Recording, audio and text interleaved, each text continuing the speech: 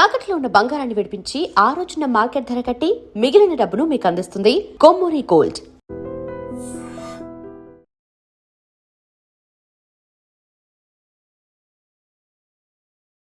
ఐడ్రీమ్ ప్రేక్షకులందరికీ నమస్కారం. ఈరోజు మనతో పాటు జ్యోతిష్య వాచస్పతి బ్రహ్మశ్రీ పోతుకుచ్చి చంద్రమౌళి శాస్త్రి గారు మనతో పాటు ఉన్నారు. గురుగారితో మాట్లాడదాం. నమస్కారం గురుగారు. ఓం శ్రీమాత్రే నమః. ఆయుష్మాన్ భవ తల్లి. గురుగారు, ఏలినాటి శని అంటే ప్రతి ఒక్కరికి చాలా భయం వేస్తుంది. అంటే ఈ ఏలినాటి శని అనేది 7.5 సంవత్సరాల వరకు ఉంటుంది అని చెప్పి, అసలు ఏలినాటి శని ప్రభావం ఏ విధంగా ఉంటుంది? శని అనుగ్రహం కలగాలంటే మనం ఏ రకమైన పరిహారాలు, జపాలు, పూజలు చేసుకోవాలి? ఆ సమయంలో వచ్చే ఇబ్బందులు ఏంటి? మా ప్రేక్షకుల కోసం వివరిస్తారా? ఓం శం శనైశ్చరాయ నమః. నీలాంజన సమాభాసం రవిపుత్రం యమాగ్రజం ఛాయా మార్తాండ సంభూతం తం నమామి శనైశ్చరం. మనకి ప్రాణవాయువుని అందచేస్తూ చివరిలో ప్రాణాన్ని తీసేటటువంటి శక్తి ఒక్క శని భగవానుడికి మాత్రమే నవగ్రహాలలో ఉన్నదమ్మా.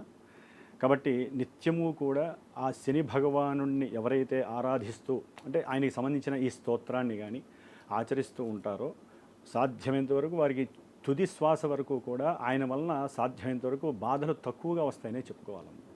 ఎందుకంటే ప్రతి మనిషికి ఈ ఏలినాటి శని ప్రభావం అనేటటువంటిది వారి యొక్క జాతక పర్యాయం మొత్తం కూడా 3 సార్లు వస్తుంది.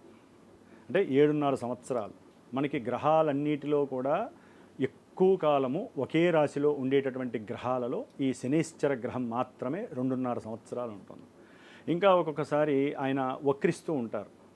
రవి యొక్క ఆధారాన్ని బట్టి ఆయన దగ్గరలో ఉన్నాడా, దూరంగా ఉన్నాడా, డిగ్రీస్ వైజ్ని బట్టి ఆయన వక్రిస్తూ ఉంటాడు. వక్రించినప్పుడు ఇంకొక 2-3 నెలల్లో 4 నెలల్లో అటు ఇటుగా ఉండే అవకాశం ఉంటుంది. ఏదేమైనప్పటికీ ప్రతి రాశికి కూడా తన యొక్క జన్మరాశిలో ఉంటాడు, వెనక రాశిలో ఉంటాడు, ముందు రాశిలో ఉంటాడు. ఈ 3 రాశుల్లో ఆయన యొక్క ప్రభావము చాలా విచిత్రంగా ఉంటుంది.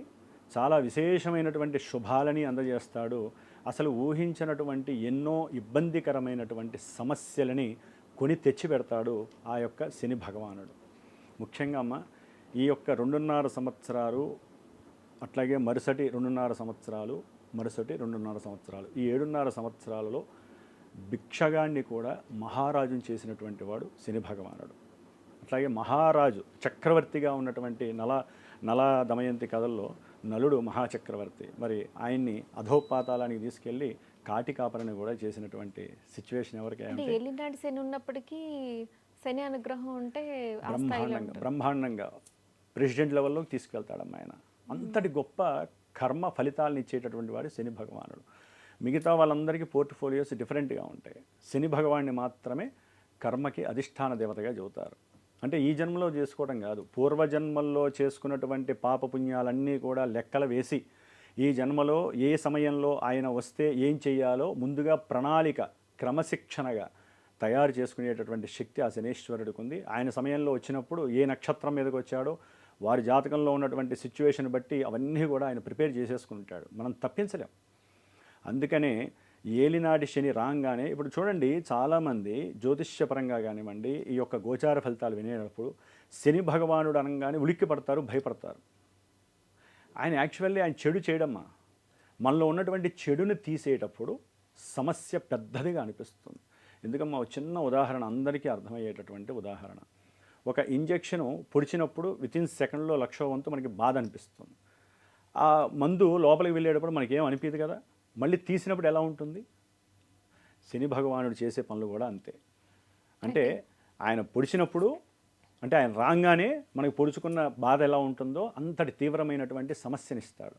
మళ్ళీ రన్నింగ్లో ఉన్నప్పుడు ఆయన నక్షత్రాలు మారినప్పుడు వారి జన్మతహా చేసుకున్న పుణ్యాలను బట్టి ఏ సమయంలో పుణ్యాలు ఇవ్వాలి, ఏ సమయంలో పాపాలు ఇవ్వాలో చేసుకుంటూ ఆయన వెళ్ళబోయేటప్పుడు చివరిలో ఇక 2వ స్థానంలోంచి 3వ స్థానంలోకి వెళ్ళేటప్పుడు మొన ఎప్పుడైతే బయటకు వస్తుందో ఆ తీవ్రమైన బాధతో పాటుగా సంతోషాన్ని కూడా ఇస్తాడు.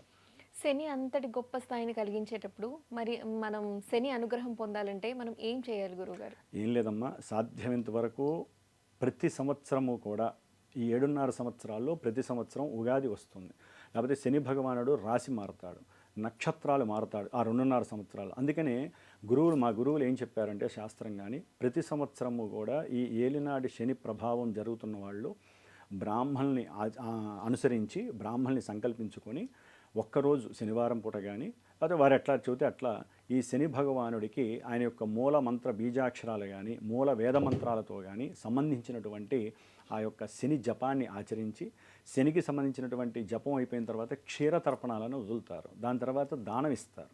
ఏమేంటి? బియ్యము, మనసుకి సంబంధించి ఇన్ని నల్ల నువ్వులు ఇస్తారు, నువ్వుల నూనె ఇస్తారు, ఒత్తులు. ఇట్లా ఆ బ్రాహ్మడు చెబుతాడు ఏమేం దానం చేస్తే వారికి ఉన్నటువంటి దోషాలు పోతాయి అనేటటువంటి. ఎందుకంటే స్నాయువుకి అధిపతి అంటే నరాలకి సంబంధించిన బాధలు ఇస్తాడు, మానసికంగా అయితే కొంగదీసి పెడతాడమ్మ. అన్నీ ఉంటాయి, పంచభక్ష పరవాణాలన్నీ ముందుంటాయి, కానీ తినే యోగ్యత లేనటువంటి స్థితిని కూడా ఈ శని భగవానుడు ఇస్తాడు. ఒక్కోసారి కొంతమంది అన్నంలో ఉప్పు కారం వేసుకొని నూనె వేసుకొని తింటుంటే అసలు కోటీశ్వరుడు కూడా ఇట్లా తినలేని పరిస్థితి ఉంటుంది. వీళ్ళకి యోగాన్ని ఇస్తాడు, తినే యోగాన్ని. అంతటి గొప్ప వ్యవస్థని క్రియేట్ చేసేటటువంటి ఈ ఏలినాడి శనిలో ముఖ్యంగా వీళ్ళు శనిదానాన్ని ఇచ్చుకొని ఆ శని జపం అయిపోగానే చాలామందికి తెలియదమ్మా, జపము క్షీరతర్పణము దానము చేసేస్తారు. చేసుకుంటే ఓపికండి చేసుకుంటే జమ్మి చెట్టు వృక్ష సమిధలు తీసుకొని చక్కగా ఆవు నెయ్యి, నల్ల నువ్వులు, ఇంకా కొన్ని వస్తువులు ఉంటాయమ్మా, వాటితో స్వామివారికి హోమం చేసుకోవాలి. ఎవరైతే ఏలినాడి శని ఉందో వాళ్ళు బ్రాహ్మణ్ణి పెట్టుకొని హోమం చేసుకుంటారు. ఇది మొదటి పద్ధతి. సరే, అంత స్తోమత లేదు, ఆర్థికంగా అంత లేదు అంటే శనికి సంబంధించిన వేదమంత్రంతో పరమేశ్వరుడికి పాశుపత రుద్ర అభిషేకం చేస్తారు. ఇది ఒక విశేషమైనటువంటి పరిహారము. ఈ విధంగా గనక శనికి ప్రతి సంవత్సరము పరిహారం చేసుకుంటూ ప్రతినిత్యము కూడా వారు దశరథ శని ప్రోక్తము అని ఉంటుంది స్తోత్రము. అట్లాగే శనికి సంబంధించిన స్తోత్రాన్ని నిత్యము 190 సార్లు ఎవరైతే పఠిస్తారో జపిస్తారో ఈశ్వరుడి యొక్క త్రయంబక మంత్రం ఉంటుంది, మృత్యుంజయ మంత్రం. ఈ రెండు కలిపి రోజు ఎవరైతే చేస్తారో ఎన్ని బాధలు వచ్చినా తట్టుకునే శక్తి శరీరానికి మనసుకి ఇచ్చేటటువంటి వాడు కూడా శని భగవానుడు. అలాగే అర్ధాష్టమ శని, అష్టమ శని ఉంటుంది. వారికి అంటే ఏలినాటి శని ప్రభావంతో పోల్చుకుంటే అష్టమ శని, అర్ధాష్టమ శని ప్రభావం ఏ విధంగా ఉంటుంది? అవి ఇంకా వేరే ప్రత్యామ్నాయం ఉండదమ్మా. అష్టమ శని అంటే ఏంటంటే రంధ్ర శని అంటారు. ఈ అష్టమ శనిలో దాదాపు మృత్యువు దగ్గరికి వచ్చినట్టే భావించాలి. అంతటి ఘోరమైనటువంటి సమస్యల్ని ఇస్తాడు. ఎన్నో మారక మృత్యుతుల్యమైనటువంటి పరిస్థితుల్ని, ప్రమాదాల్ని సూచిస్తూ ఉంటాడు. అవి రకరకాల జాతకాలను బట్టి ఒకటమ్మా. ఇవన్నీ కూడా ఈయన అందరికీ ఒకేలా ఇస్తాడా? ఫలానా సింహరాశి వారికి అష్టమ శని ఉంది కదా, అందరికీ ప్రమాదాలను ఇస్తాడా అంటే అందరికీ ఇవ్వడమ్మా. వారి జన్మజాతకాలలో ఉన్నటువంటి సిచ్యువేషన్స్, దశలు, అంతర్దశలు, లగ్నము, వాటిల్ని బట్టి ఆ శని ఎక్కడున్నాడు ఆయన ఇచ్చే ఫలితాలు జాతకాన్ని చూస్తూ గోచారంలో శని ఎక్కడున్నాడు, ఏ నక్షత్రంలో ఉన్నాడో తెలిస్తే తప్పకుండా నాయన ఈ విషయంలో మీరు జాగ్రత్త పడండి, లేకపోతే అధోగతి పాలవుతారని అష్టమ శనిలో చెప్పచ్చు. అర్ధాష్టమ శని కూడా 2.5, అష్టమ శని 2.5 సంవత్సరాలు. ఒక రకంగా 7.5 సంవత్సరాలు శనిన్న పట్టు విడుపులు ఉంటాయి, కానీ వీళ్ళకి పట్టు విడుపులు ఉండవు. అర్ధాష్టమ శనికిను అష్టమ శనికి ఎక్కడుంటాయి మరి? ఆ పట్టు విడవదన్నారు కదా గురువుగారు, అంటే అంత ప్రాబ్లమ్స్ ఉంటాయా అంటే అంతగా ఏమి ఉండవు. మరి జన్మజాతకం దేనికమ్మా? మరి గోచారంలో ఆయన మారుతూ ఉంటాడు, మరి జన్మ జాతకం కాబట్టి జన్మజాతక విశ్లేషణ చేయించుకున్న తర్వాత భయపడాలే కానీ డైరెక్ట్గా మాకు అష్టమ శని నడుస్తుంది, మాకు అన్ని అష్టదరిద్రాలే అని మాత్రం ఎవరూ ఊహించుకోవద్దు, భయపడద్దు. శని భగవానుడికి ఎవరైతే గనక జ్ఞానంతో, క్రమశిక్షణతో, బద్ధకం లేకుండా, అబద్ధాలు చెప్పకుండా ఉన్నదున్నట్టు వాస్తవంగా ముందుకు వెళితే గనక ఆయన ఇచ్చే పట్టు ఏ గ్రహము కూడా వీరికి ఇవ్వదు. ఈ ఏలినాటి శనిలోనే వివాహాన్ని ఇస్తాడు, ఉన్నత విదేశీ ప్రయాణ యోగాన్ని ఇస్తాడు, అఖండమైనటువంటి రాజరిక వ్యవస్థ. ఈ ప్రైమ్ మినిస్టర్లు, సీఎంలు, లేకపోతే కౌన్సిలర్లు ఎవరైతే ఉంటారో ఆ యొక్క మంత్రి పదవులన్నీ కూడా ఈయనిస్తేనే భిక్షగా వారు స్వీకరిస్తారు.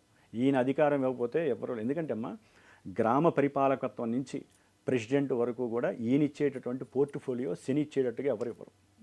కాబట్టి అంత గొప్పవాడు. గురుగారు, జాతక రీత్యా ఏ రాశుల వారికి ఏలినాటి శని ప్రభావం ఏ విధంగా ఉంటుందో తెలియజేస్తారు? తప్పకుండా అమ్మా. ఇప్పుడు ప్రజెంట్ మనకి మేషరాశి నుంచి స్వామివారు 12వ రాశి అయినటువంటి మీనరాశిలో బుధ నక్షత్రమైన రేవతి నక్షత్రంలో ఏలినాడి శని నడుస్తోంది. అంటే మేషరాశి వారికి ఏలినాడి శని చాలా చాలా అధికంగా ఉంది. బంధువులతో సమస్యలు, విపరీతమైనటువంటి ఉద్యోగ ప్రతిబంధక సమస్యలు, ఉద్యోగాలు పోవటం, ఉద్యోగాలు రావటం, ఏది మాట్లాడినా దోషపరం, అట్లాగే ఏదైనా వ్యాపారంలో పెట్టుబడి పెడితే తీవ్రమైనటువంటి సమస్యలు ఎదుర్కోవటం, ఇలాంటివి ఎన్నో కూడా. ఇంకా కోర్టు సమస్యలు, చెరసాలలు, భార్యాభర్తల మధ్య ఎడబాట్లు, ఇవన్నీ చాలా ఉంటాయి ఈ యొక్క మేషరాశి వారికి. ముఖ్యంగా ఆరోగ్య పతనము, ఊరికనే వైద్యశాలకు వెళ్ళటము, మందులు తీసుకోవటం, రావటం, ధనపరమైనటువంటి పూర్తి సమస్య, ఆర్థిక సమస్యల్లో మేషరాశి వారు ఎక్కువగా ఉన్నారు. మీనరాశి వారి యొక్క జన్మరాశిలోనే ఏలినాటి శని ఉన్నాడు. ముఖ్యంగా ఆరోగ్యము పూర్తిగా ఒంటరి పోరాటం చేస్తున్నానే భావన, పూర్వంలో చేసుకున్నవన్నీ తప్పిదాలు గుర్తు చేసుకుంటూ వారి జ్ఞాపకాలు గుర్తు చేసుకుంటూ బాధపడటం, రోధించటం, దూరంగా ఇంటి నుంచి కానీ ఊరి నుంచి కానీ దూరంగా వెళ్ళిపోవటము, లేకపోతే చేస్తున్న ఉద్యోగాలు వాళ్ళంతటా వాళ్ళు రిజైన్ చేసి వెళ్ళిపోవటము, చేస్తున్న ఉద్యోగాల్లో అవమానాల పరంగా వీరికి లేనిపోని సమస్యలు రావటం, ఉద్యోగపరమైనటువంటి ఆరోగ్య సమస్యలు, ఉద్యోగ సమస్యలు ఇవన్నీ చాలా వస్తాయి. బంధువులతో సమస్యలు. ఇక కుంభరాశి ఇప్పుడు ప్రజెంట్ ఉన్నదమ్మా. కుంభరాశి వారికి ద్వితీయంలో ఏలినాటి శని ప్రభావం. వీరికి ఆర్థికంగా పూర్తిగా సమస్యలు ఇచ్చేటటువంటి వాళ్ళు ఎవరైనా అంటే శని భగవానుడు. కుటుంబంలో వీరు ఏది మాట్లాడినా సమస్యగానే ఉంటుంది. సరైన సమయానికి తిండి లేక అనారోగ్య పాలయ్యేటటువంటి పరిస్థితి ఎక్కువగా ఉంటుంది. అట్లాగే మాతృ సమస్యలు అంటే తల్లికి సంబంధించిన అనారోగ్య సమస్యలు కావచ్చు, దాని పరంగా ధనం ఖర్చు అవటం కావచ్చు, ఏదైనా పెట్టుబడి పెడతారు కుటుంబ పరంగా కానీ, లేకపోతే ఎవరో చెప్పారు కుటుంబంలో, లేకపోతే ఫ్రెండ్స్లోనో ఎవరో చెప్పారని చెప్పి తీసుకెళ్ళి పెట్టుబడి పెట్టి పూర్తిగా పాడైపోయే అవకాశం ఉంటుంది. కొంతమందికి కుంభరాశి వారికి 2 నెలల కాలంలో అకస్మాత్తుగా వారు పెట్టినటువంటి పెట్టుబడులకి, అంటే కొంతమంది షేర్స్లోనో వాటితో పెడతారు కదమ్మా, తెలియకుండా ఏదో రకంగా బంధువుల నుంచి కానీ లేకపోతే ఉద్యోగం నుంచి కానీ అకస్మాత్తుగా ఆస్తిపాస్తుల వలన కానీ వీరికి ఆర్థికంగా వచ్చే అవకాశం కుంభరాశి వారికి ఉంది. ఏదేమైనప్పటికీ కుంభరాశి, మీనరాశి, మేషరాశి ఈ 3 రాశుల వారికి ప్రజెంటు దాదాపుగా వచ్చే సంవత్సరం వరకు కూడా జూలై వరకు ఏలినాటి శని ప్రభావం అత్యంత తీవ్రంగా ఉంటూ వీళ్ళని బాధ పెడుతూ ఉంటుందమ్మా. గురుగారు, భార్యాభర్తలు ఇద్దరికీ ఒకవేళ ఏలినాటి శని కనుక ఉంటే వారికి ఏ విధంగా ఉంటుంది గురుగారు? అంటే తరచుగా గొడవలు రావడం ఇలాంటివి ఏమైనా జరుగుతూ ఉంటాయా? లేదంటే అంటే ఏలినాటి శని ప్రభావం వల్ల వారికి ఏ విధంగా ఎఫెక్ట్ చూపిస్తుంది? అమ్మ, ముఖ్యంగా మీరు మంచి ప్రశ్న వేశారు. పెళ్ళిళ్ళు అయినా 10 సంవత్సరాలు వాళ్ళు కాపురం చేసిన, 20 ఏళ్ళు కాపురం చేసిన, ముఖ్యంగా దంపతుల మధ్య ఎడబాట్లకి ముఖ్య కారణం ఏలినాటి శని ప్రభావం. మరి కర్మ ప్రారంభం అంటే ఇదే కదమ్మా. అన్యోన్యంగా ఉంటారు, ఉన్నట్టుండి వాళ్ళ మధ్య ఏదో రకమైన సమస్య, అది బంధువుల ద్వారానో వీళ్ళ యొక్క మాట తూలుడు వలన కావచ్చు, లేకపోతే ఒకరికొకరు మాట్లాడుకునేటప్పుడు సరైనటువంటి వాక్ చాతుర్యం లేక ఇద్దరి మధ్య సంబంధం, ఇట్లా కారణాలు అనేకం కావచ్చు. దంపతులు మాత్రం విడిపోవటానికి ప్రధాన కారణం అవుతుంది ఏలినాటి శని ప్రభావం. కొంతమంది పెళ్ళైన 4 నెలలకి విడిపోతారు. ఇవన్నీ కారణం ఏంటంటే కర్మ ప్రారంధాలు. వీరేం చేయాలంటే అమ్మ, సమస్య ప్రారంభంలోనే వీళ్ళ ఇంటి పెద్దవాళ్ళు ఎవరన్నా ఉంటే అనవసరంగా తలదూర్చకుండా వారి ఇరువురి మధ్య, అమ్మాయికి వాళ్ళ తల్లిదండ్రులు, అబ్బాయికి వాళ్ళ తల్లిదండ్రులు కూర్చొని కొంచెం, నాయన ఇదంతా గ్రహస్థితి వలన జరుగుతోందమ్మా, కాబట్టి మీ ఇద్దరి మధ్య ఎటువంటి విభేదము లేదు, మేము చెప్పినట్టు చేయండి అని చెప్పి, మనకి ప్రతి శనివారం వాళ్ళిద్దరూ నవగ్రహాలయంలో శనికి అభిషేకం చేసుకోవాలి ఒక పూజారి గారి సహాయంతో. అర్చన, అష్టోత్తర అర్చన చేయాలి నల్ల నువ్వులతో. ఇద్దరూ కలిసి 19 దీపాలు ఎవరికి వాళ్ళు వెలిగించాలి. ఏది నువ్వుల నూనెతో చేసి ప్రదక్షిణాలు చేసి, ప్రతి దేవాలయంలో కంపల్సరీ రావి చెట్టు ఉంటుందమ్మా, ప్రతి దేవాలయంలో ఉంటాయి. ఆ రావి చెట్టు చుట్టూ ఓన్లీ శనివారం పూట నమో అశ్వత్థాయ వరేణ్యాయ సర్వైశ్వర్య ప్రదాయనే, నమో దుస్వప్ననాశాయ సుస్వప్న ఫలదాయనే, మూలతో బ్రహ్మరూపాయ మధ్యతో విష్ణురూపిణే అగ్రతో శివరూపాయ శ్రీ అశ్వత్థ వృక్షరాజాయతే నమో నమః. అంటే మనకున్నటువంటి వృక్షాలలో అత్యంత రాజవృక్షం ఏదంటే రావి చెట్టు. కాబట్టి దాని చుట్టూ వీళ్ళు నలుపు తాడును లేదా పసుపు తాడును చుడుతూ వీళ్ళ మనసులో కోరిక చెప్పుకొని 19 ప్రదక్షిణాలు ఎవరైతే చేసి, ఇద్దరూ కూడా ఇంత బెల్లం పొడి చేసిన కానీ లేకపోతే పంచదార కానీ ఆ రావి చెట్టు చుట్టూ కనుక ఇద్దరు వేసినట్లయితే, భార్యాభర్తలు ఇద్దరు చేయాలమ్మా. ఏది విడిపోయిన తర్వాత అయితే మనం ఏం చేయలేము, ఎవరికి వాళ్ళే చేయాలి. విడిపోయే సమయం వచ్చినప్పుడు పెద్దవాళ్ళు దగ్గరుండి కనుక 8 వారాలు లేదా 19 వారాలు చేసినట్లయితే వాళ్ళ మధ్య ఏ సంఘర్షణ జరుగుతుందో అదంతా కూడా సమసిపోతుంది. శని భగవానుడి అనుగ్రహంతో పాటుగా గురుడి యొక్క రావి చెట్టు అనేది గురుడికి సంబంధించింది. ఆయన యొక్క అనుగ్రహం వీరిద్దరికీ పడి శాశ్వతమైనటువంటి అన్యోన్య దాంపత్యం ఈ విధంగా చేయటం వలన వస్తుందని శాస్త్రం చెబుతోంది. మా గురువులు మాకు చెప్పింది మీకు చెబుతున్నాను. ఏలినాటి శని ప్రభావం ఏ విధంగా ఉంటుంది, అలాగే ఎలాంటి పరిహారాలు చేసుకోవాలనేది చాలా చక్కగా వివరించారు. ధన్యవాదాలు గురుగారు. శుభమస్తు. And for more videos, Please subscribe to iDream. Please subscribe to iDream. Please subscribe iDream. And please subscribe to iDream. For more videos, subscribe to iDream. please like, share and subscribe to the channel. Congratulations, iDream. Subscribe to iDream. Subscribe to iDream. So subscribe to iDream Media. iDream ki iDream team andarki huge congratulations. Please subscribe iDream Media. Please subscribe to iDream. Subscribe iDream. Please subscribe to iDream. iDream అంటే నా కళల ఛానల్ను subscribe చేసుకున్న నోరు తిరుగుతలేదు, మీరైతే గంట గుర్తు కొట్టండి. For more such videos, please subscribe to iDream. Subscribe to iDream. Please subscribe to iDream. Please subscribe iDream Media. Please do subscribe to iDream. Please subscribe to iDream Media. For best entertainment and information, please subscribe iDream. And don't forget to subscribe to iDream.